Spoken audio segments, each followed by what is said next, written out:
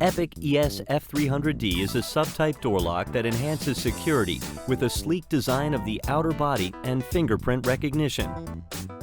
Upon purchase, the components of the product consist of the outer body, inner body, strike, screw, battery, user manual, and trace form. When installing the product, you will need a drill, 32 holes, 4mm drill blade, screwdriver. According to the structure of the door, use the trace form to mark the location of the holes. Drill a hole in the marked position and drill with 32mm holes.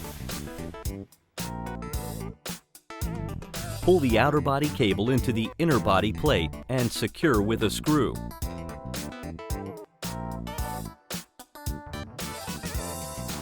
Adjust the inner body and shackle width. After checking the temperature of the product, it is fixed with screws.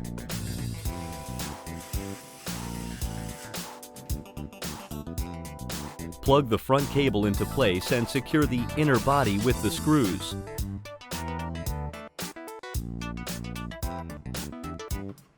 Install the battery. Prepare the striker to be attached to the door frame and fix it lightly according to the height of the inner body deadbolt. Test it and fix it if there is nothing wrong.